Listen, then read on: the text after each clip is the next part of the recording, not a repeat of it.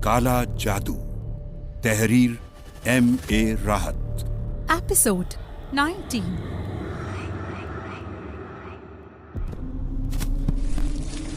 बड़ा भयानक लग रहा था वो इस अंदाज में भी।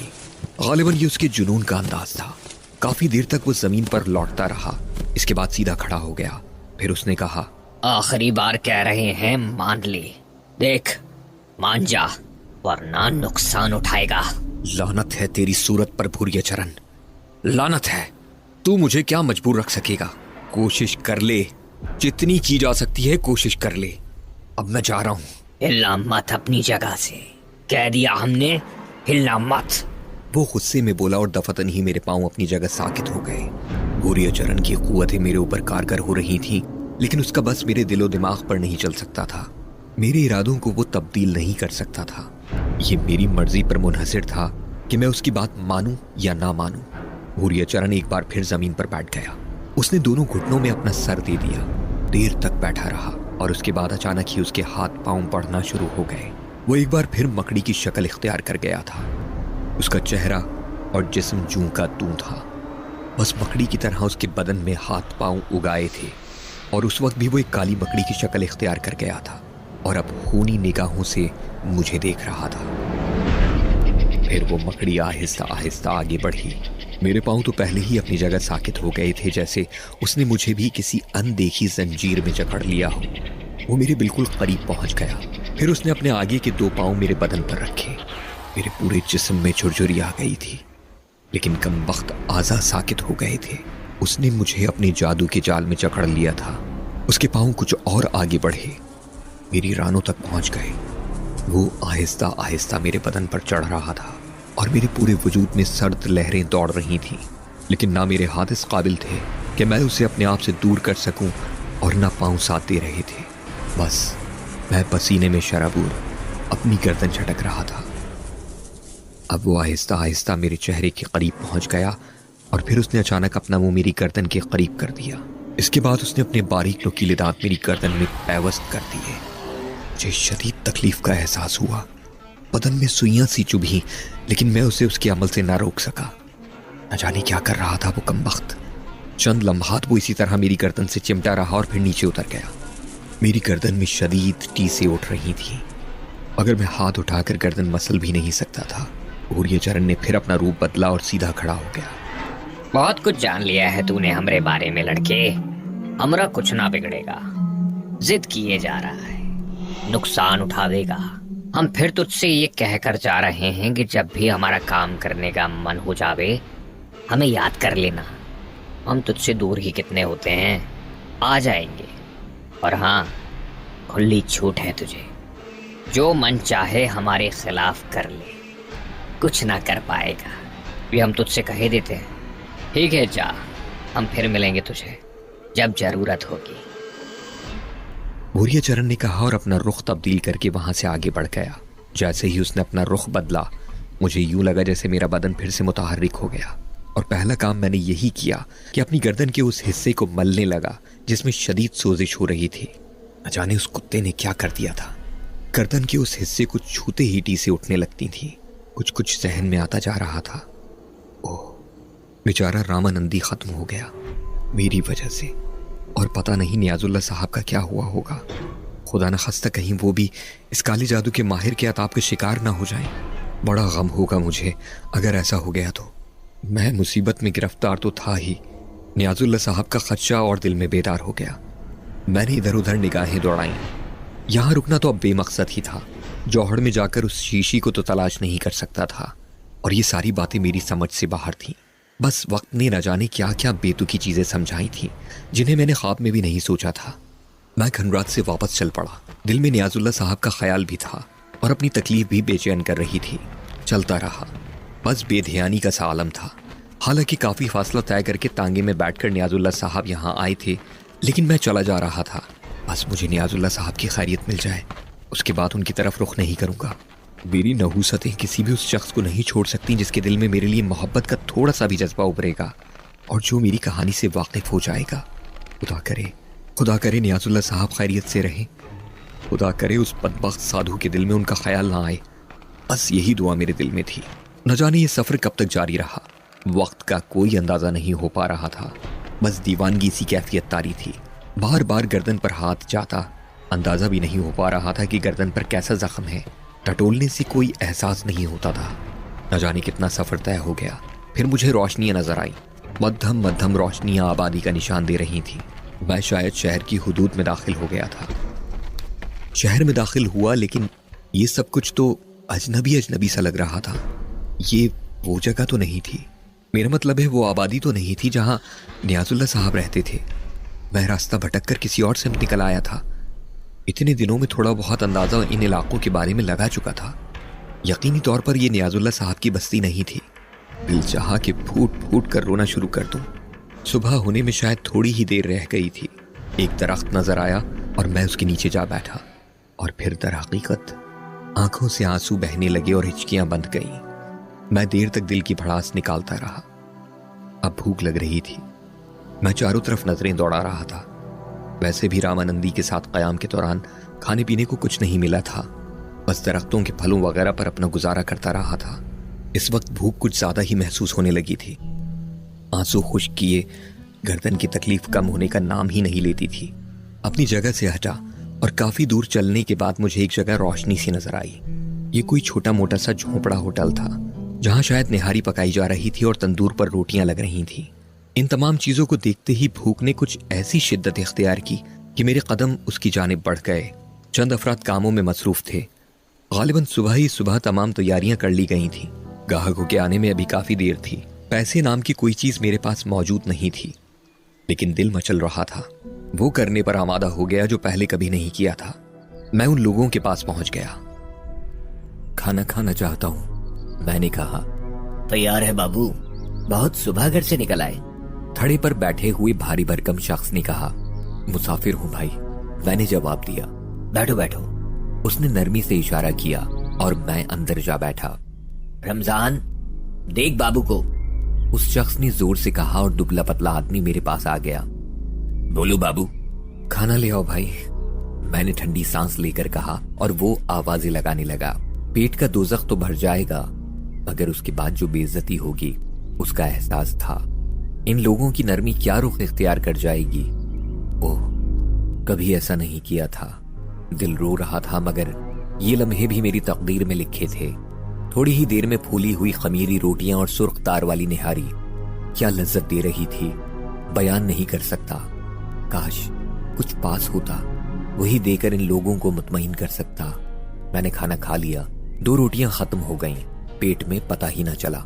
मैंने उसे और खाना लाने के लिए कहा। 6 प्लेट सालन और 12 रोटियों तक तो काम चल गया।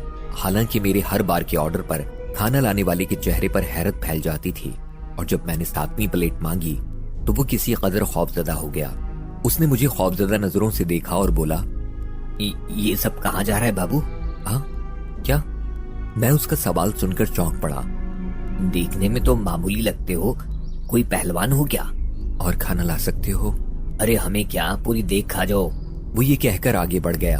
अलबत्ता उसने देख पर बैठे हुए आदमी से कुछ कहा था और वो भी चौंक कर मुझे देखने लगा था। दोनों में कुछ बातें हुई। इस बार वो 6 रोटियां और सालन ले आया।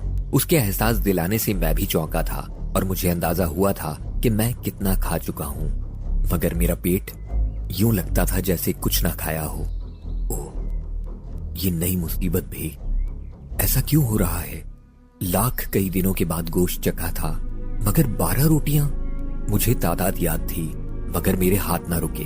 मैं उन रोटियों को भी चट कर गया। अब क्या करूं?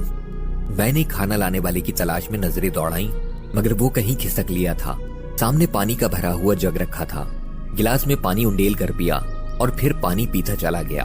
चंद गिलास में ही जग खाली हो गया था।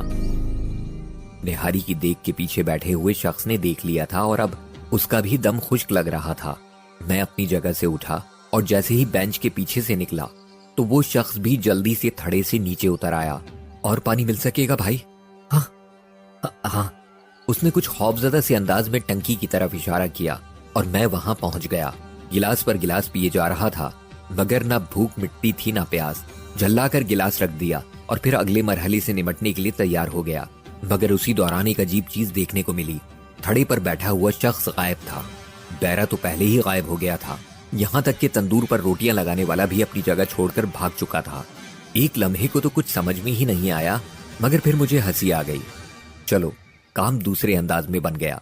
वो लोग शायद मेरी खुराक से खौफजदा हो गए थे और ना जाने क्या समझकर भाग निकले थे, मगर अल्लाह का शुक्र है कि इज्जत रह गई थी। मैं खुद भी तेज तेज कदमों से वहां से चल पड़ा और उस जगह से बहुत दूर आकर सुकून का सांस लिया। मगर किस्सा क्या है? ये कोई बीमारी है? इतने दिनों की भूख है या भूरिया चरण का कोई इनाम? ओह, आखिरी बात दिल को लगती थी। मेरी भूख अब भी कम नहीं हुई थी और गर्दन की तकलीफ का भी वही आलम था।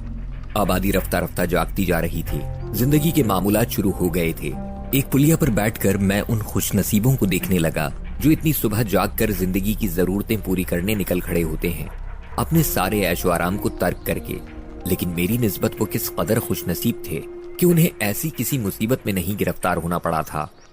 काश मेरे इब्तदाई इक़दामात भी दुरुस्त होते, मैं भी दुनिया के इन रहने वालों की मानिंद एक अच्छे इंसान की तरह जिंदगी गुजारता और इन्हीं लोगों की मानिंद तलाशे रिस्क में निकल खड़ा होता। ओह, मैं आसान जराए से जायज और नाजायज तरीकों से दौलत के ढेर लगाने के बारे में ना सोचता। क्या हसीन जिंदगी होती। सुबह से शाम तक मेहनत की जाए और उसके बाद अपने घर का रुख किया जाए जहां सब अपने होते हैं। लेकिन एक मैं बदनसीब था। भाई बहन, माँ बाप, प्यार करने वाले दोस्त मामू, सबसे दूर, सबके लिए अजाब का बाइस। काश थोड़ा सा सोचने का मौका मिल जाता और मैं अपने रास्ते दुरुस्त कर लेता, मगर अब तो सब कुछ छिन गया था, सब कुछ। दूसरी जानिब मेरा हाथ था कि मुसलसल गर्दन पर मसरूफ अमल था। गर्दन फोड़ा सी लग रही थी। जो कुछ अभी हो चुका था वो भी नाकाबिले यकीन था, लेकिन काबिले यकीन बात थी ही कौन सी? लोगों को बताता तो सभी हैरत ज़दा हो जाते। मेरे साथ अब तक ऐसा ही होता आ रहा था। बड़ा अजीब मामला था और मैं समझ चुका था कि भूरिया चरण का ये वार सबसे ज्यादा सख्त है। अब तक तो मैं दुनिया से ही छुपता फिरा था और दुनिया के लिए अपने आप को नुकसानदेह समझता रहा था, लेकिन बात अब अपनी जात पर आ गई थी। उफ, ये भूख, अब इस भूख का क्या होगा? नाकाबिले यकीन हद तक खा पी कर आया था। भला इतनी सारी रोटियां और इतना सारा सालन जो मेरी जैसी जिसामत के 8-10 आदमियों के लिए काफी हो, मैं अकेला ही चट कर गया था। इतना पानी पी गया था कि होटल में बैठे हुए लोग भी उठकर भाग गए थे। मगर भूख, मेरी भूख अभी मिटी नहीं थी। होंठ खुश्क हो रहे थे। मैं इस आलम में कैसे जी सकूंगा? दिल ये चाह रहा था कि कुछ खाऊं, लेकिन जहन तस्लीम नहीं कर रहा था। बेबसी की निगाहों से वहां पुलिया पर बैठा लोगों को देखता रहा। सूरज निकल आया था। फिर नियाजुल्लाह साहब का ख्याल आया, ये बस्ती कौन सी है आखिर? ये नियाजुल्लाह साहब की बस्ती तो नहीं? कोई मंजर वहां के जैसा नहीं था। न जाने मैं कहां निकल आया हूं। दिल में तजस्सुस सा जागा और मालूमात करने निकल पड़ा, और फिर उस बस्ती का नाम भी मालूम हो गया। ये वो जगह नहीं थी। पता नहीं बेचारे नियाजुल्लाह साहब का क्या हुआ होगा। खुदा उन्हें महफूज रखे। मैं चलते चलते दरख्त के नीचे आ बैठा था। आंखों में नींद का सा झोंका महसूस हुआ और मेरी आंखें बंद हो गईं। दरख्त के तने से टेक लगाकर बैठ गया था। न जाने कब तक सोता रहा। जागा तो शाम हो चुकी थी और भूख थी कि कमबख्त पीछा नहीं छोड़ रही थी। उफ, क्या करूं? वहां से हटा और आगे बढ़ गया। एक ऐसी जगह पहुंचा जहां फलों का कारोबार होता है। एक सिमत गले सड़े फलों के अंबार लगे हुए थे। मेरे कदम रुक गए और मैं वहीं बैठ गया और उन गले सड़े फलों को उठा उठाकर खाने लगा। लोग मुझे देखते हुए गुजर रहे थे, लेकिन अब जो अफ्ताब पड़ी थी उसे गुजारना ही था। ये फल मैं अपने मैदे में उतारता रहा और खासा बड़ा हिस्सा साफ कर दिया, लेकिन मेरी भूख मिटने का नाम ही नहीं ले रही थी। ओह, भूख अभी तक नहीं मिटी थी। मैं वहां से हटा और थोड़े फासले पर जा बैठा। अंधेरा फैलता जा रहा था। पूरा दिन गुजर गया था। मुझे अंदाजा था कि मुसीबत मेरा पीछा नहीं छोड़ेगी। जो कुछ हुआ उसे टालने का कोई जरिया मेरे पास नहीं था। गुजार दूंगा, इस तरह भी गुजार दूंगा भूरिया चरण, लेकिन तेरी बात नहीं मानूंगा। किसी कीमत पर नहीं मानूंगा कुत्ते। याद रखेगा तू भी कि किससे वास्ता पड़ा था। रात गहरी हो गई तो सोने की कोशिश करने लगा। नींद नहीं आ रही थी और फिर आधी रात गुजर गई। आंखें खुद एक दूसरे से जुड़ने लगी। सुबह शाम दिन रात में सड़कों और गलियों में मारा मारा फिरता था। और अब एक और कैफियत मुझे महसूस होने लगी थी, जिसका पहला नमूना देखते ही मेरा दिल खून के आंसू रो पड़ा।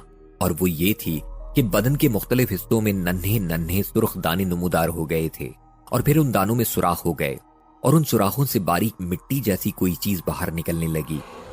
ये चीज उन सुराखों के ऊपर जमा हो जाती। मैं उसे साफ करता तो एक हल्की सी सोजिश महसूस होती और उसमें लज्जत का सा एहसास होता। पता नहीं ये क्या हो रहा था।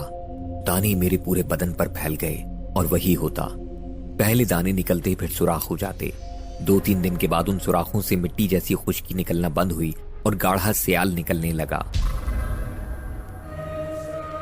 सहर, जादू और पुरस्कार कुव्वतों की इन दास्तानों का अगला हौलनाक मोड़ क्या होगा? काला जादू का बकिया हिस्सा और मजीद नॉवेल सुनने के लिए अभी गोया ऐप सब्सक्राइब करें। लिंक डिस्क्रिप्शन में मौजूद है।